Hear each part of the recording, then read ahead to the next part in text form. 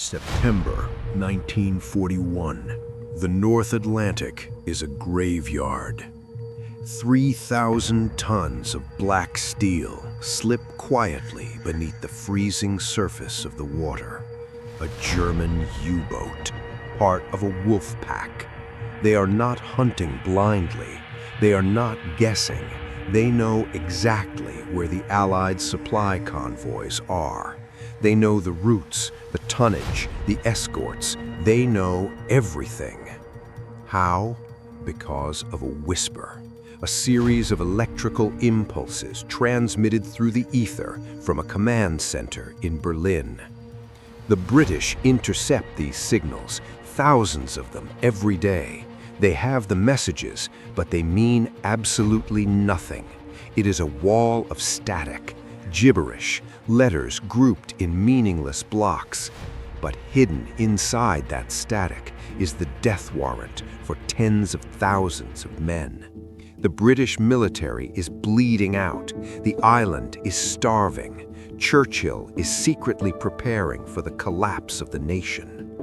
Standing between the Allied forces and total global annihilation is a wooden box, less than 2 feet wide. Inside this box is a maze of rotating brass wheels, electrical contacts, and wires. It generates 159 quintillion possible configurations, a number so unfathomably large that if you had 10,000 men checking one setting every single day of every single day, it would take longer than the known universe has existed to find the correct one. And the German military changes the setting every 24 hours. The enemy here is not just fascism. The enemy is mathematics.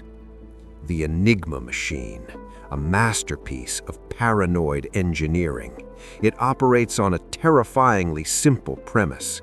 You press a key on a typewriter board. An electrical current flows through a series of wired rotors, scrambles the signal, and illuminates a different letter on the light board. You type A, and G lights up. But here is the genius. Press A again. The mechanical rotors physically shift. The internal wiring changes. The electrical path diverts. The map of the machine is rewritten in real time. Now you press A and X lights up. It is a living, breathing cipher, a mechanical god. The German High Command believed it was mathematically impossible to break, and they were absolutely right. Human minds could not defeat the Enigma. The math was flawless, the security absolute. Which is why the Allies didn't try to outsmart the math.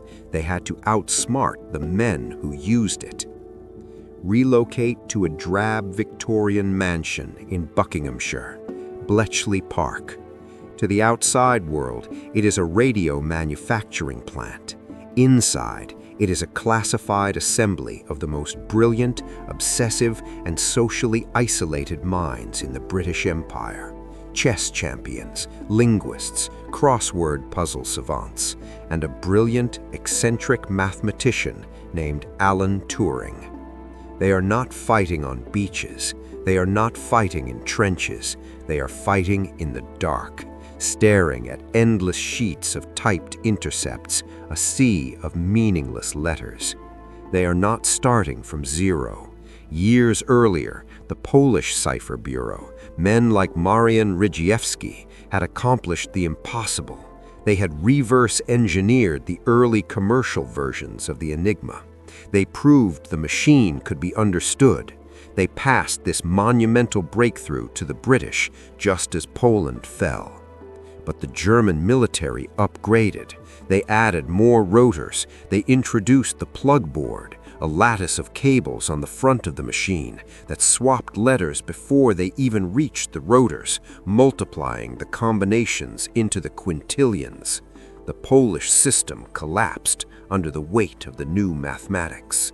Turing looks at the sheer volume of data and realizes a fatal truth. You cannot use a human mind to fight a mechanical god. Blood and tissue are too slow. You need a monster of your own. They build the bomb, a machine designed to do exactly one thing. Code over the phrase Heil Hitler, and an H lines up with an H. They know instantly the guess is wrong. They slide it over one letter. Test again. It is a microscopic crack in the armor. But for Turing, a crack is a door. They feed these lazy habits, these rigid routines, and this mechanical flaw into the bomb bay. The switches are thrown, the electrical current surges, the brass rotors blur into motion, the deafening click-clack of metal mimicking thought echoes through the hut. It stops. The circuit completes. They have the daily key. The wall of static resolves. Suddenly, the British Admiralty is reading the intimate orders of the German High Command before the German generals on the front lines even receive them. They see the supply lines. They see the wolf packs. They see everything. But here is the true horror, the agonizing burden of omniscience. You break the code. You know a U-boat is waiting in a specific grid to ambush a passenger ship. If you reroute the ship, the German High Command realizes immediately that their flawless machine has been compromised. They will change the system. You will lose the ear of the enemy. You will lose the war. So what do? You do nothing. You let the ship sink. You let the men drown. The British military is forced to play a calculated, godlike game of statistical bloodletting, choosing who lives, who burns, and who drowns in the freezing Atlantic just to keep the secret that they are listening. They fabricate reconnaissance flights, they invent fake spies, all to mask the fact that they have cracked the uncrackable. This intelligence, codenamed Ultra, shortens the bloodiest war in human history by an estimated 2 to 4 years. It saves 14 million lives. But history rarely reveals its true shape until decades later. The men and women of Bletchley Park didn't just defeat fascism, they birthed a new world order. Look at the device you are holding right now, the screen in front of you. The architecture of modern computing, the algorithms that dictate global finance, the surveillance grids mapping your movements, the artificial intelligence learning your behavior, none of it began in a sleek, sterile Silicon Valley laboratory. It was forged in the damp, freezing huts of Buckinghamshire, driven by the sheer existential terror of Nazi annihilation. Alan Turing didn't just break a code, he built the first synthetic brain. He taught metal to think. He reduced human language, human intent, and human warfare into binary logic, into ones and zeros. Today, military encryption is no longer constrained by mechanical rotors or the limits of human laziness. We use quantum keys, advanced encryption standards, elliptical curve cryptography. We tell ourselves our data is secure, our nuclear codes, our banking records, our private lives, locked away in mathematical vaults that would take supercomputers millions of years to crack. Exactly what the German High Command believed in 1941. But history does not care about our confidence.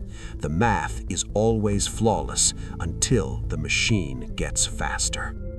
Somewhere right now, in a quiet, windowless room, a server is humming. A new kind of machine, hunting for our lazy habits, hunting for our microscopic flaws, running billions of permutations a second, waiting for the digital clock to strike 12. If every unbreakable code in human history has eventually fallen, what makes you think yours hasn't already been broken? Head down to the comments. When the next machine wakes up and cracks the modern world, what is the first thing humanity loses? Our wealth, our secrets, or our control?